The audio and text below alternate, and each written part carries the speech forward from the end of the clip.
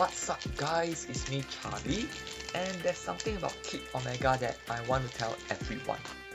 Right, I've been playing with Kid Omega the entire season so far. I've been using Kid Omega to climb. Okay, and there's two reasons why I decided to use Kid Omega to climb this season. The first one is, well, obviously I got him using gold. Right, I spent 583 gold. Alright, so yeah, whenever I spend gold I feel bad. Give me a moment, sorry guys. Right, so whenever I spend gold as a free-to-play player, I feel, I really don't like it. It's like an outlay for me. Alright, so yeah, I have to utilize Kid Omega a lot. Now the second reason is because I have a very cool ass Black Panther variant, which I'll show you guys shortly if you haven't seen my shorts. Right, so yeah, I decided I'm gonna climb my way to Infinite this season using Kid Omega. Right, and the deck that I decided to use is the deck that KM Dash have been saying that is broken. It's crazy good, and all that is making so much wave in high Infinite. This is the exact deck that I'm using, right? And this is the coolest variant, right? I managed to get it split into ink, and I even managed to get a purple cracker, which is really cool because purple fits in well with the words and everything, and putting a purple neon border makes it just amazing. Right, so I'm looking to get my Nimrod ink. I have a gold finish, but I prefer my things all ink. Right, and I'm still hoping for a cool as Venom variant, but that's another story. Now this is the exact deck that KM Dash have been saying that this has been dominating high Infinite and all. Now first of all, I do not doubt KM Dash's ability to create decks, although I don't think this is created by him. I do not doubt anybody else's ability to create decks. And I'm not saying that my words are definitive. Alright, I'm not saying that I'm the best player and my words are final and all that. In fact, I'm saying that I'm just a very average player.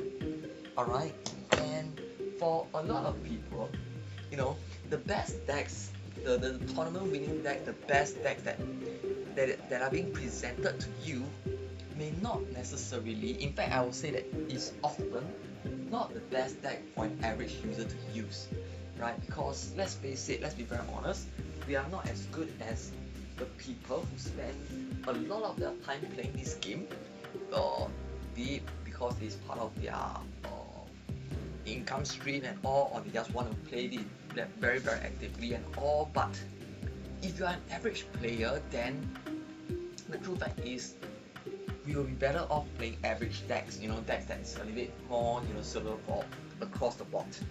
Alright, decks that are easier to pilot, decks that require less stringent decision making.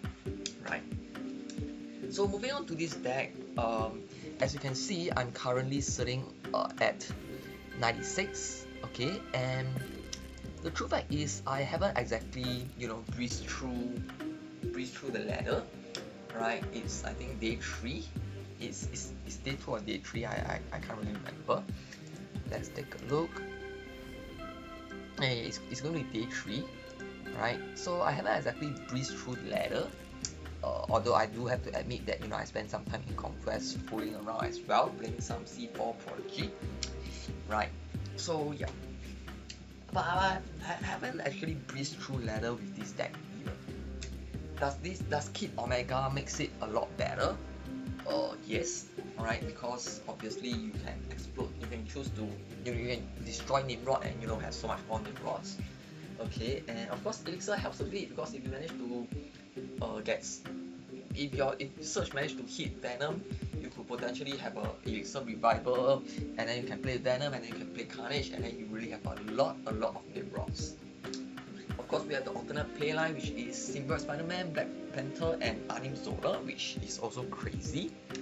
There are some very cool shenanigans as well that you can pull. Alright, you can choose to destroy your Black Panther, alright, to beat Kid Omega.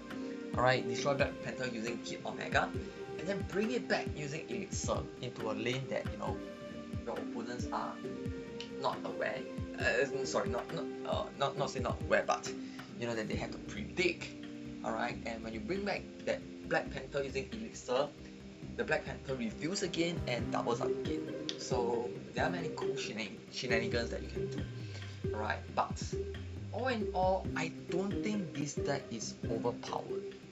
Alright, I don't think this deck is overbearing. I don't even think that this deck is that amazing, because ultimately it still boils down to you getting that combo. Right, it still boils down to you getting the combo. You know, getting your Nimrod, getting your Nimrod doubled, or you know, being able to play Symbiote and then Nimrod and stuff like that. Right, and the true fact of the matter is, it's just I would say, I wouldn't say it's very marginal, right? It's obviously you can feel the difference, right, when you have these additional options, but I don't think Kid Omega, even with the combination with Elixir, pushes this deck into an A tier deck, right? At least for the average people, for the average players, right? I don't know how whoever is piloting this deck, I don't know why Canvas is so big on this deck, but these are my true reflections, these are my true thoughts. I don't think it's overbearing. I don't think it's that fantastic a deck. I don't even think it's alright, maybe it's an A tier deck, but it's, to me, it's just a borderline A tier deck, right? So yeah, this is my true thoughts, my true opinions, my true reflection after playing with Kid Omega this entire season. Yes, although it's only 2 days, but yeah, I mean, most of us, we do for us who hit Infinite every season, typically we try to make the best use of the first 2 days to climb, right? So it speaks volume, right? Otherwise, along the season, it's just about grinding it out, in my opinion. The first 2 days, first 3 days are the one that, you know, whereby you get your biggest spike, you know, where you hit into the 90s, and then after 90s, it's all about grinding it out. And this is my take. This is really my take on Kid Omega. It's it's not an OP card, alright? And quite frankly, if you skip Kid Omega, honestly, I don't think you are missing out much, unless you're a huge Black Panther fan, unless you're a huge Nimrod fan, right? But otherwise, it's really okay that you skip Kid Omega. It doesn't hurt, okay? And I'm not saying this to, you know, side with second dinner, saying that they were right to, you know, do what they did. No, don't get me wrong here. Right, this is a disclaimer that I have to make. Right, the problem with what second dinner did was that, you know, they absolutely disrespected us, the player base. One, when they decided that, you know, us putting in time is not good enough to get an event reward. Right, I already mentioned, because it's impossible to, you know, I think I landed around 45,000 votes, and even then that wasn't sufficient to keep Omega, and it was barely enough to get Cobra, to guarantee getting Cobra, which is a very rare bad card. So in that sense, they disrespected our time, right? They absolutely disrespected our time, right? And it was crazy, right? Because I mean, people have calculated that, you know, to get Kid Omega for free, and to only get Kid Omega for free, only just Kid Omega, we'll have to spend like, you know, 9 hours, 10 hours grinding every day. So it was insane. It was insane, alright? The second thing that they did very badly, in my opinion, was that even with the player base coming out to feedback, to say that, you know, we really don't like this, they chose to absolutely ignore everything, alright, and, you know, even doubled down with their decision with Fantastica. So I think that's the really bad thing, alright. That's really the bad thing that I felt, right? Because their policies, what they want, their monetization attempts, to me,